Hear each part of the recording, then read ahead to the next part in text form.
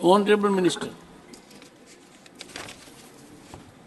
माननीय अध्यक्ष महोदय, ये बात बिल्कुल सही है कि हमारे देश में 40% जो इमिशन ऑफ CO2 है, पोल्यूशन है, वो ट्रांसपोर्ट सेक्टर में होता है और दिन ब दिन ये बढ़ते जा रहा है। ये चिंता का विषय है।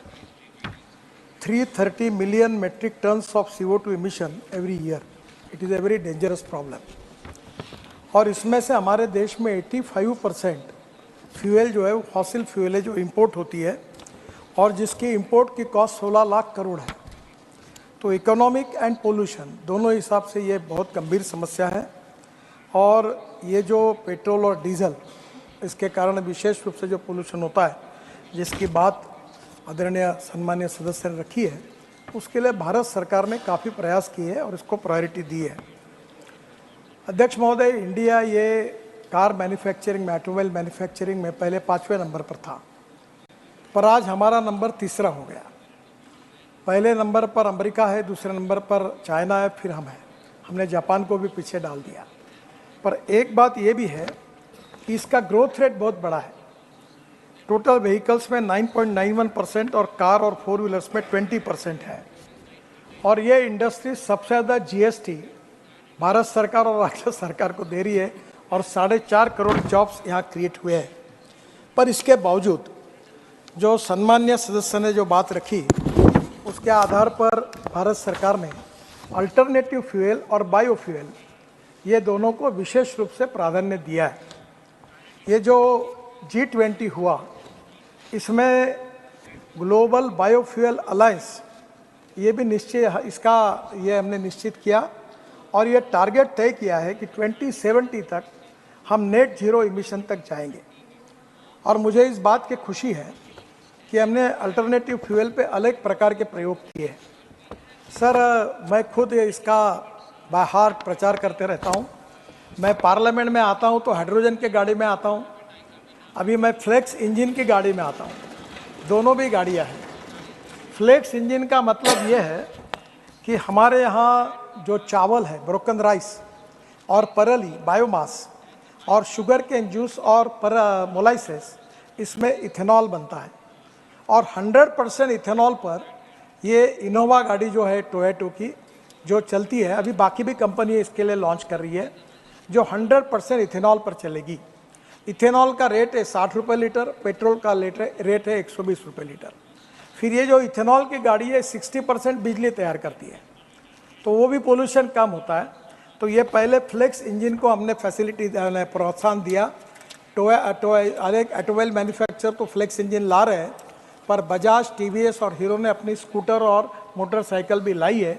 अब जल्दी ही पेट्रोलियम मंत्री जी के साथ इथेनॉल के पंप की हम शुरुआत कर रहे हैं, जिसके कारण बड़े प्रमाण पर यह प्रॉब्लम कम होने में मदद मिलेगी।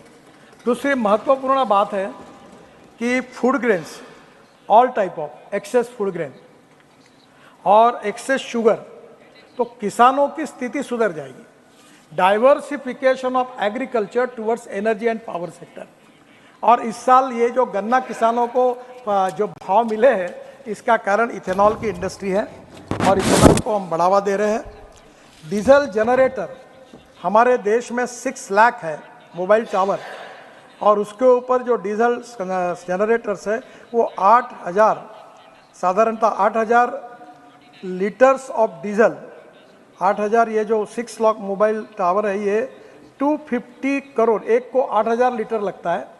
250 करोड़ लीटर डीजल केवल ये जनरेटर आज यूज़ कर रहे हैं। हम लोग 25,000 करोड़ का ये कम करने के लिए जल्दी ही इथेनॉल बेस हम लोग ये लाने की कोशिश कर रहे हैं। जो एग्रीकल्चर में स्प्रेइंग होता है, वो लिथियम आयन बैटरी पे ड्रोन चलता है, वो भी फ्लेक्स इंजन लाने की कोशिश हो रही है। इसके अलावा मैं आदरणीय सदस्यों को ये विशेष रूप से कहूँगा कि हमने बायोमास से, परली से बायो CNG और बायो LNG को बहुत प्रोत्साहन दिया है। और इसके कारण शुगर मिल वेस्ट जैसे प्रेस मड है, cotton straw, wheat straw, rice straw, bagasse और परली राइस स्ट्रॉ, इसमें कम से कम 36 प्लांट चालू हो गए जो CNG बना रहे हैं और 175 प्लांट प्रोसेस में हैं और मैक्सिमम पंजाब में बन रहे हैं। मुझे इस बात की खुशी है कि पानीपत में इंडियन ऑयल ने अपना पहला प्लांट परली से इथेनॉल बनाने का डाला, जो 1 लाख लीटर इथेनॉल तैयार करता है और 150 टन बायो बिटुमिन तैयार करता है, जो रोड में काम में आता है। हमें 80 लाख टन बिटुमिन लगता है, 30 लाख टन हम इंपोर्ट कर रहे हैं। तो ये जो परली जलाकर जो प्रदूषण होता है, इसके बजाय बायो बिटुमिन बनेगा और वहीं अब बायो एविएशन फ्यूल बन रहा है। जो हवाई ईंधन है उसमें भी 1% डालने का प्रोविजन वर्ल्ड लेवल पर हुआ है और ये भी ईंधन देश में बनेगा। मुझे विश्वास है कि आने वाले समय में ये ग्रीन हाइड्रोजन ये फ्यूचर का फ्यूल है। सम्माननीय अध्यक्ष महोदय, मैं हाइड्रोजन की कार में ही काफ़ी बार आता हूँ और हाइड्रोजन अभी तैयार करने के लिए 5 हाइड्रोजन मिशन सरकार ने बनाया। 5 मिलियन मेट्रिक टन पर ईयर हमको हाइड्रोजन लगेगा। हाइड्रोजन 3 प्रकार का है। कोयले से बनता है वो ब्लैक हाइड्रोजन है, पेट्रोलियम से बनता है ब्राउन हाइड्रोजन है, और जो पानी से, बायोमास से, म्यूनिसिपल वेस्ट से बनता है वो ग्रीन हाइड्रोजन है। तो सरकार ने ग्रीन हाइड्रोजन मिशन बनाया है, waste to wealth, knowledge to wealth and waste to wealth. जैसे innovation, entrepreneurship, science, technology, research, skill and successful practices को हम नॉलेज कहते हैं, वो टेक्नोलॉजी लाकर नॉलेज टू वेल्थ। और दूसरा, no material is waste, no person is waste. It is depending upon the appropriate technology and appropriate vision of the leadership that you can convert waste into wealth. तो sir, हमें ये hydrogen तैयार करने के बारे में ये भी उपक्रम हाथ में लिया है। इसमें बहुत बड़ा रोजगार निर्माण होगा, किसानों का भी फायदा होगा।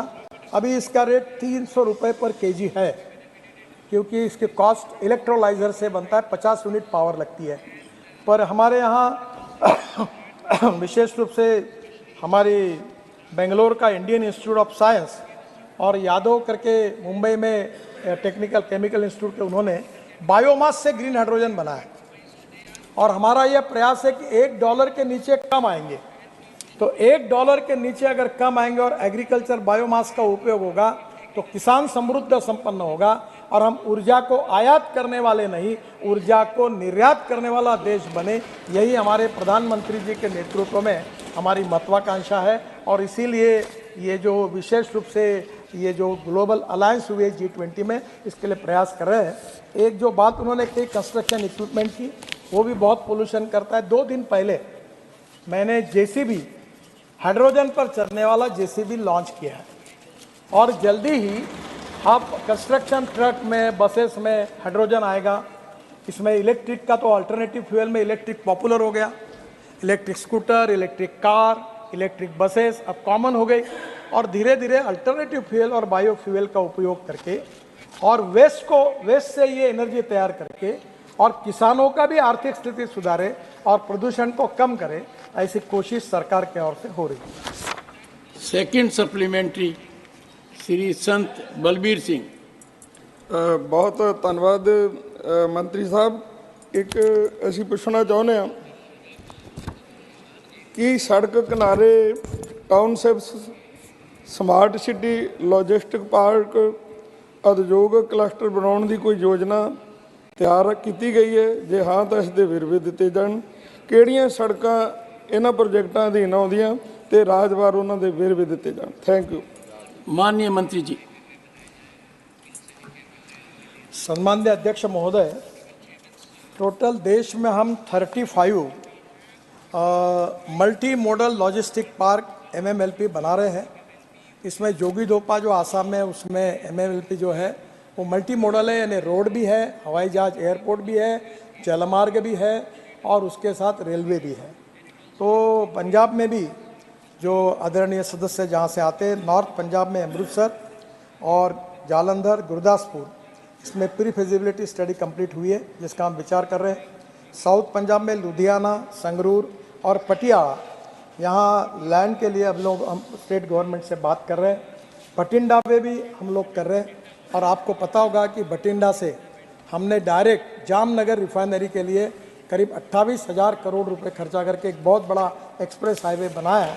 उसके आजू बाजू भी हम इस प्रकार की बातें सोच रहे हैं। विशेष रूप से 670 रोड साइड एम्यूनिटीज़ बना रहे हैं। उसमें से ये जो रिवे साइड एम्यूनिटीज़ है, इसमें पंजाब में 40 है और 40 में से जो विशेष रूप से मुझे खुशी है कि अवार्ड जो हुआ है पंजाब में 7 का हुआ है, 33 अंडर बीडिंग है। और ऐसे देश में टोटल 640 रोड साइड एम्यूनिटीज़ होगी और वहाँ वहीं का फूड, वहाँ के हैंडलूम, हैंडीक्राफ्ट, इसको भी प्रोत्साहन करेंगे।